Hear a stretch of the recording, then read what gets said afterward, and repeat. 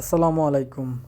গরুর lumpy skin disease যদি হয় বা এলএসডি বলতে পারেন বা গ্রামে প্রান্তিক খামারি যে নামে আপনারা পরিচিত, যে গরুর পক্স ওঠে বা আমাদের আঞ্চলিক ভাষায় পক্সই বলে, অর্থাৎ মানুষের শরীরে যেটা গোটা গোটা বলেন বা ফুটা ফুটা যেটা বলেন, বা আমি স্ক্রিনে প্রথম যে ছবিটা দিয়ে দিচ্ছি ওটা দেখে আপনারা বুঝবেন যে এইরকম যদি হয়ে থাকে তাহলে অবশ্যই আপনার গরুর ল্যাম্পি স্কিন ডিজিজ হয়েছে, বা শর্টে যদি বলেন তাহলে এলএসডি। বিগত কয়েক বছর এই রোগের কারণে প্রচুর গরু মারা যাচ্ছে, বিশেষ করে বাছুর গরু যদি হয়ে থাকে তো সেইখানে বাঁচার সম্ভাবনা থাকে না বললেই চলে, প্রচুর গরু মারা যায়। বিশেষ করে প্রান্তিক খামারি যারা আছেন তাদের সচেতন না হওয়ার কারণে গরুগুলা বেশি মারা যায়। তো এর চিকিৎসা অনেকে আপনারা জানতে চেয়ে থাকেন যে ভাই এটা চিকিৎসা কী, বা অনেকে রোগের নামও জানেন না।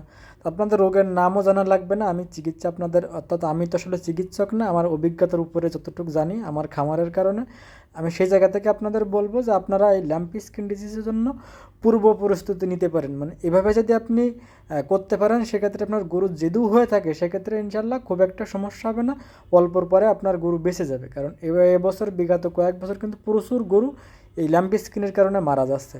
তো আপনাদের সহজ চিকিৎসা হচ্ছে আপনারা প্রতি মাসে চেষ্টা করবেন জিঙ্ক খাওয়ানোর জন্য। প্রতি মাসে যদি আপনারা জিঙ্ক খাওয়ান তাহলে আপনার গরু সুস্থ স্বাভাবিক এমনকি অনেক স্ট্রং থাকবে। যে কোনো রোগ বলেন বা ভাইরাস বলেন যদি কিছু হয়ে থাকে তো গরুর আপনার হতে পারে কিন্তু খুব একটা সমস্যা হবে না, অল্পের পরে দেখা যাচ্ছে আপনার গরু সুস্থ হয়ে যাবে।